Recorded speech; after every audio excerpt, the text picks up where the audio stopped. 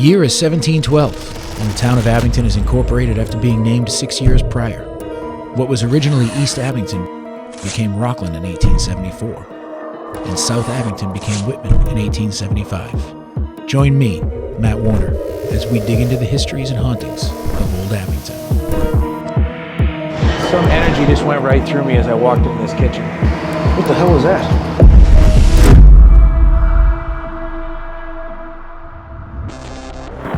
Hi everybody, I would like to welcome you to Histories and Hauntings. I am your host, Matt Warner, local paranormal enthusiast.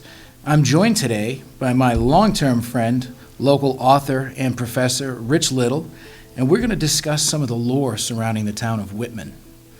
Rich, thanks for joining us today. I really appreciate you coming out. Glad to be here and on this wonderful afternoon, and we are going to talk about what's happening on the South Shore, particularly in Whitman today in this episode. And all of these towns that we're going to be talking about in these three episodes are either all or partly in the Bridgewater Triangle. And you know about the Bridgewater Triangle. I know I've seen some of you work on that. And we're talking about Whitman today, and that has a foothold in the Bridgewater Triangle. Well, having grown up in Abington my whole life and living part-time in Rockland for a little bit, I've basically been living in the Triangle forever, and I've had a lot of experiences that you may or may not be able to explain away due to the Triangle, but always interested to hear stories about it. And my background is just the opposite. I was born and brought up in Rockland, and then I lived the rest of my life and the most of my life in Abington, so I too am affected by the aura of the Bridgewater Triangle. I gotta love that. I can't wait to see what you came up with. Well, we talked about Whitman and some of the interesting things that may have happened in Whitman. Whether or not they're associated with the Bridgewater Triangle remains to be seen. We all know that strange things have happened around the Hobbermock Swamp, and there's all kinds of paranormal activity reported, UFO sightings, cryptic writings on the Dighton Rock, and other strange phenomena that have occurred in that area. In Whitman, recently, this is in the early 2000s, there's been a haunting of a house that was reported to me. So I did some investigation on it, and it's on Temple Street. I don't have the exact address, and I don't know that the people who live there want their exact address given out, but there is a house there, and they believe it's possessed by an older gentleman and possibly his daughter. And not only have the father and mother experienced activity of these two entities that are in the house, but their 9-year-old daughter at the time, she's older now, but when these things started happening and they moved into this house, even the 9-year-old daughter experienced and told her parents that she felt things uneasy, heaviness in the chest, someone in her room, shadows. She believes she saw a young child. We don't know the gender, but the child was carrying a lantern. And the older gentleman was seen by the father several times. So this is something that I hadn't heard about. I don't know if it rings a bell with you, but it's on Temple Street, and it's been on some local TV stations. So that's one of the big happenings over in Whitman. Okay. So speaking about strange things that happened in Whitman, back in 1978, there was a tragedy in Whitman at the Whitman High School, where the team was out practicing for football, and September. And I was told today by a member of the faculty here at Rockland that it was September 11th, and he was playing on that football team. They were out for practice. It was just a practice. And a sudden storm came up.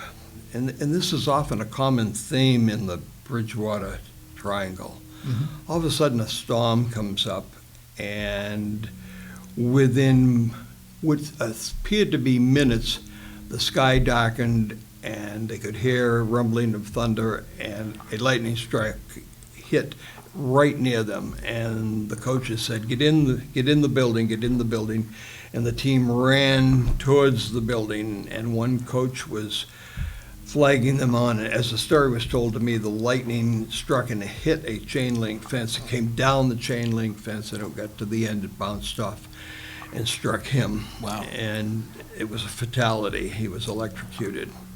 In fact, the football field over there is named in his honor, Dennis O'Brien. And that's another thing from the past that's happened in Whitman.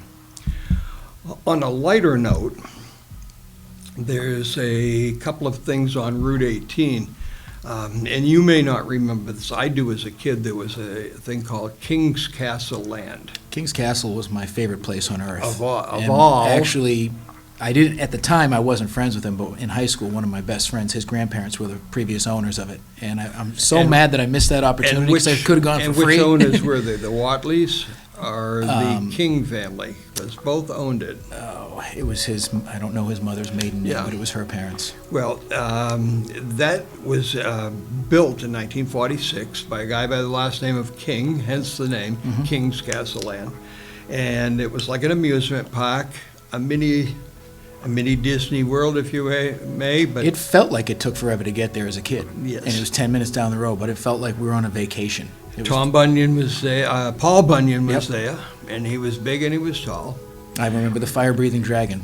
That's what I'm going to bring up today. Okay. The fire-breathing dragon.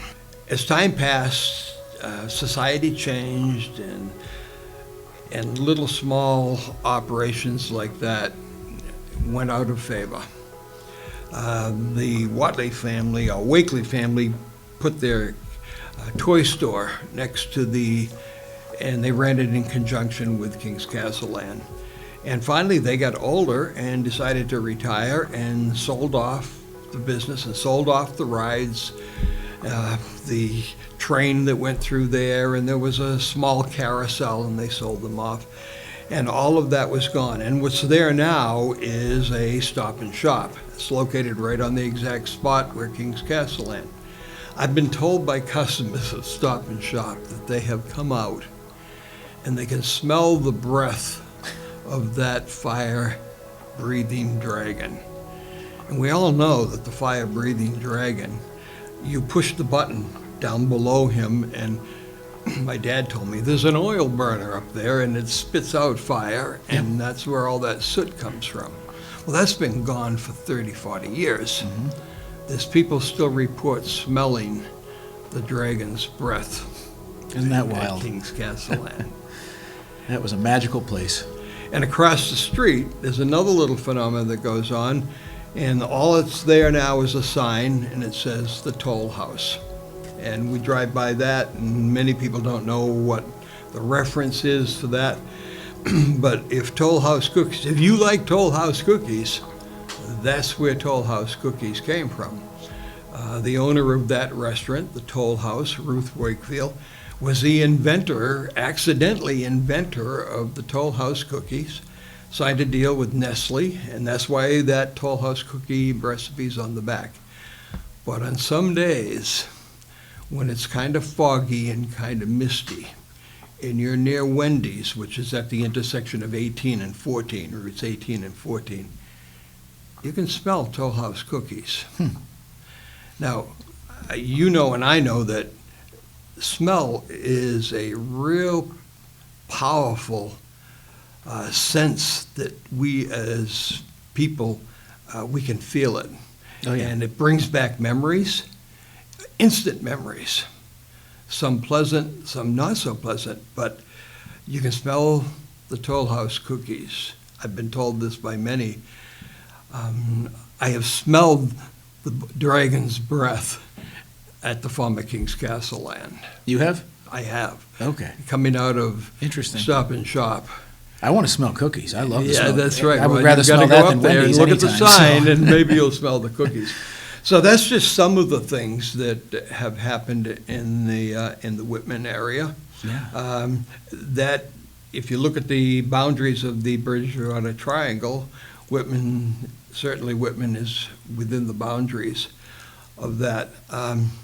And there's been strange things around cemeteries, and that's not just in and around the Bridgewater Triangle.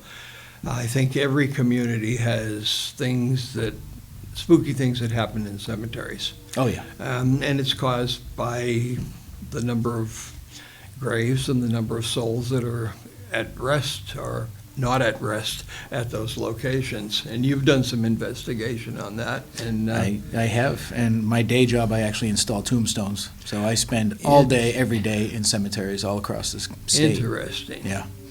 I'm never away from them. Well, we'll talk about that. There are 3 cemeteries that I know of in Whitman. One not too far away from our engineer who's working here today, Seth, right almost across the street from his house. I know which one you're talking about, yeah. And then there's the, I think it's Colebrook, which is down across from the police station. That's a big one. I've And seen that's a some big jobs in one. there. And then there is St. James Cemetery, which is the Catholic cemetery in So on Harvard Street? It's on Harvard Street, Yep, right. I've been Just in off that of one, Harvard too. Street, across the street from the senior housing. Mhm. So those are three cemeteries that are associated with Whitman. And as we go through these episodes, and I tell you about the other towns, we'll talk about those cemeteries in those other towns. Oh, that's an area I'm pretty well versed in, so I look forward to that. I'm looking forward to hearing your stories about it. See, with cemeteries, a lot of people, I think it's because of what they are. They're resting places for bodies at the end of the day. When people want them to be haunted, they think they'll be haunted, but at the end of the day, tragedies don't generally happen at cemeteries. So I've never found them to be overly scary. I find them very peaceful. Right. I have had experiences in cemeteries prior, a couple different experiences, but a lot of people in the paranormal just automatically think, oh, I'm going to go in the cemetery or the graveyard at night and I'm going to have an experience. You're probably not. It's going to be your mind I've had playing some tricks on you. experiences as well, and none of them I would say were negative. They were positive, if anything. Yeah. I've had 2 experiences while I was at work, 2 different cemeteries where I saw a spirit out of the corner of my eye, and they were gone after I saw them. And my friend was giving me a hard time. He's like, there's no ghost. I said, well, just because you don't see him doesn't mean I don't see him. Yeah. He's very skeptical. Right. Well, if you'd have asked me 25 years ago if I had any interest or knowledge or anything about paranormal or things like that, my word would have been I'm skeptical. Well, folks, that was incredible. We have a lot of information from Rich. We are actually headed out on the road to Whitman to investigate some of these claims. We have an amazing investigation lined up at a farm in Whitman that I'm very excited to get to. We can't wait for you to see what we capture. See you in the next episode.